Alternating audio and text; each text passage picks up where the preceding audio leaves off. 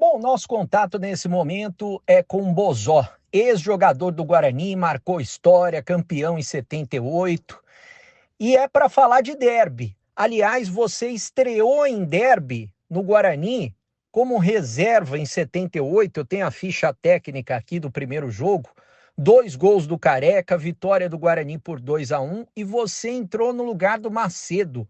Você se lembra desse seu primeiro derby com a camisa do Guarani? Eu contei aqui, essa você não sabia, hein? De cabeça, Bozó. Foram 6 derbys entre 78 e 79 que você jogou pelo Guarani. Um abraço para você, prazer em tê-lo conosco aqui na Bandeirantes mais uma vez. Boa tarde, meus amigos. É um prazer imenso conversar com vocês. O negócio é o seguinte, veja bem, em 78, que foi também a minha estreia, foi contra a Ponte, que eu tinha vindo emprestado do Santos, veio eu e Macedo, só que o Macedo chegou primeiro, e o Mafia que trouxe o Macedo do Palmeiras. Mas, graças a Deus, foi tudo bem. Eu entrei, foi quando a estreia, se eu não me engano, foi a estreia do Careca. O Careca estava nas equipes de baixo, então iam mandar até ele embora. O Carlos Alberto que falou, não, eu vou aproveitar o garoto, e colocou ele. O falecido Adriano não pôde jogar, e o Careca que entrou no lugar do Adriano, que fez os 2 gols. Aí nunca mais saiu do time.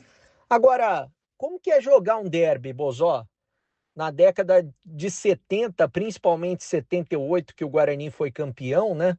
Você mais venceu o derby jogando com a camisa do Guarani entre 78 e 79.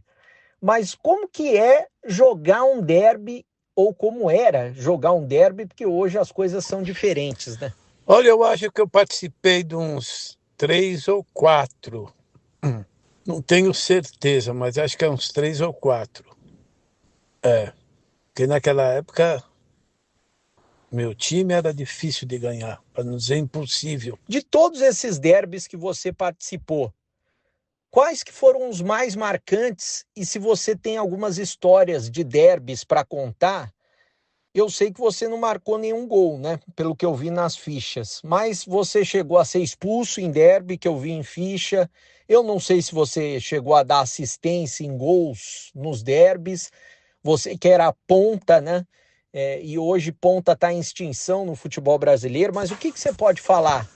Bom, olha, eu não me lembro de ter sido expulso, mas de ter feito o gol contra a Ponte, não, eu fiz no São Bento, não, num jogo que teve em São Paulo, que era o tira-teima para ver quem era o melhor, não só de Campinas, como no Campeonato Paulista, que os 2 melhores clubes eram Guarani e Ponte.